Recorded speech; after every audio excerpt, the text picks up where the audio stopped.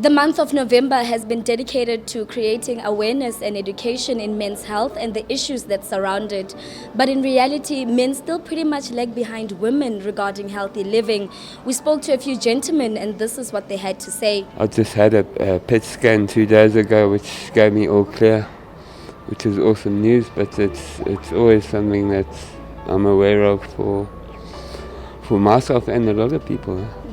I don't do checkups. All I do is drink water and I walk a lot, to make my life a little bit easier for myself as a man. Life sometimes gets in the way of health, of looking after yourself. Damaging yourself with work and stuff, but yeah, get to the doctor when you can, as soon as possible, I guess. Prostate cancer, testicular cancer, suicide and depression have been known to be the most common illnesses in men.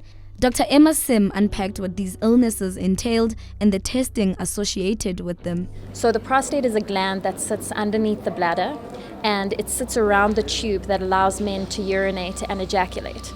So if men find they're presenting with symptoms like they're urinating more frequently than usual, especially at night, or they're having difficulty initiating urine, if they find blood in the urine, blood in the semen, or difficulty with sustaining an erection, even if they have some continuous pain in the lower back or in the thighs, that they can please come and seek help, because that could be an indication of prostate cancer. For testicular cancer, it's the most common cancer that occurs in men globally between the ages of 15 to 39. So it's obviously something enormously significant and something that's very important. So what we would like men to do is we'd like them to start doing their own self-examination. So what that means is taking the testes between the thumb and their forefingers and touching one testes, learning what it feels like, and then touching the other one, so that they can notice if there's any changes in size, in shape, if they see a lump or feel a lump, or if there's any pain, that can then be an indication that they should be going to seek some help. And then with regards to men's suicide, obviously, like you said, depression is something that plays into that. And in 2020, in this year of COVID, with so much going on, it is so prevalent now. We know that our depression rates are increasing, but unfortunately we're not seeing an increase in rates of depression and rates of mental health being treated. So sometimes it can be difficult for patients themselves to pick up that they could be depressed or that they could be having difficulties. Things they can look for are changes in sleep, changes in mood, changes in eating. If they find that things that they used to enjoy are no longer bringing them joy or enjoyment anymore, that could be an indication. But often we find that the people closest to them are the ones that can pick up when something has changed.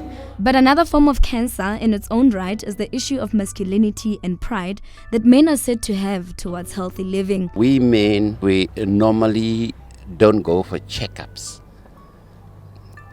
Unlike the opposite sex. The opposite sex will always adhere to that. We need education, understand. Some men need education, understand, in taking care of themselves. Beliefs about masculinity are so entrenched in traditional societal myths that there are certain ways men should behave and there's certain ways they should respond to certain things. And if we are able to target those beliefs and target those myths and change the stigma that's associated with going to try and seek help, but then also how they react to that help. So what are some of the solutions to this? I think more advertisement.